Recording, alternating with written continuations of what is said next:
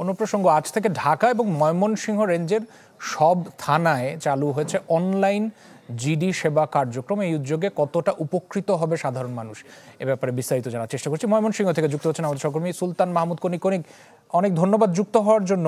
সাধারণ মানুষ কতটুকু সচেতন এই ব্যাপারে যে আজ থেকে তারা চাইলে অনলাইনে জিডি করতে পারবেন? বিশেষ করে প্রশাসনের পক্ষ থেকে কোনো উদ্যোগ নেওয়া হয়েছে কিনা, এই ব্যাপারে সচেতন করতে কোনো প্রচারণার ব্যবস্থা আপনার চোখে পড়েছে কিনা?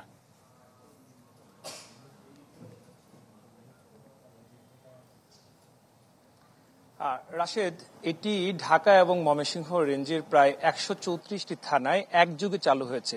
বলে রাখি যে এর আগেও কিন্তু অনলাইনে কিন্তু জিডি কার্যক্রম সীমিত পরিসরে ছিল, সেখানে শুধুমাত্র হারানো এবং প্রাপ্তি এই দুটি কার্যক্রম কিন্তু চালু ছিল, তবে সেক্ষেত্রে মডেল থানাগুলিকে প্রাধান্য দেওয়া ছিল। এখন এই পুলিশি সেবা আরো সহজভাবে মানুষের দোরগোড়ায় পৌঁছে নেওয়ার জন্য কিন্তু মূলত এই উদ্যোগটি নেওয়া হয়েছে। তো এই উদ্যোগটি সাধারণ মানুষের কাছে কিভাবে কতটা দ্রুত সময়ে পৌঁছানো যায় এবং পুলিশ সে বিষয়ে কি কাজ করছে এবং মানুষ কিভাবে আগের থেকে বেশি আরো উপকৃত হবে এই বিষয়ে জানার জন্য আমার সাথে যুক্ত হচ্ছেন ময়মনসিংহ জেলা পুলিশের অতিরিক্ত পুলিশ সুপার আব্দুল্লাহ আল মামুন। আমরা একটু জানতে চাইবো যে আগেও তো মানুষজন জিডি করতো অনলাইনে, সেক্ষেত্রে কোন কোন বিষয়গুলি তখন প্রাধান্য ছিল আর এখন কি সুযোগটা সেখানে বাড়ছে? ধন্যবাদ।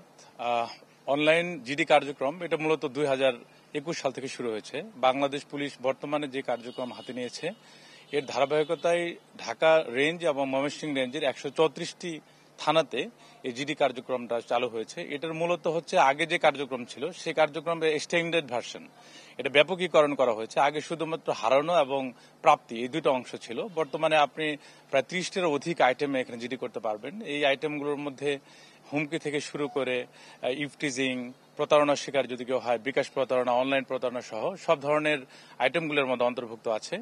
এবং এই জন্য যেটা সবচেয়ে যেটা আমরা মনে করি যেটা ভালো হয়েছে যে মানুষকে আর থানায় আসতে হবে না।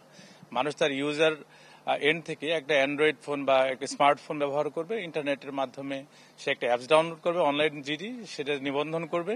নিবন্ধন করার পরে এখান থেকে সে জিডি করতে পারবে। সে জিডি করার পর তার জিডি কার্যক্রম কোন অবস্থা আছে সেটা সে দেখতে পারবে, যে জিডিটা কার্যক্রম কি অনুসন্ধানাধীন রয়েছে না অনুসন্ধান সমাপ্ত হয়েছে। এই কার্যক্রমের শেষে যদি আরো কোনো তথ্য প্রদান করার মতো থাকে বা যেটা ধর্তব্য অপরাধ এই সংক্রান্ত যদি কোনো তথ্য থাকে, যেরকম খুন, অপহরণ, ধর্ষণ, এই ধরনের যদি কোনো তথ্য থাকে সেগুলো জিডির অন্তর্ভুক্ত হবে না।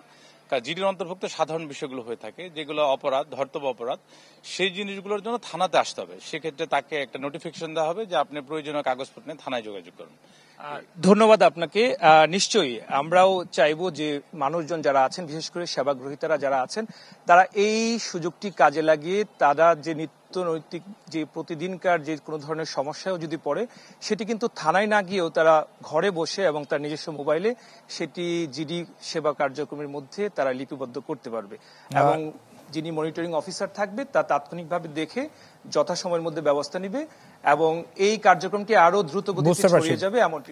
কনিকা, অনেক ধন্যবাদ যুক্ত হওয়ার জন্য। সুলতান মাহমুদ কনিক ময়মনসিংহ থেকে আমাদের সাথে যুক্ত হয়েছিলেন।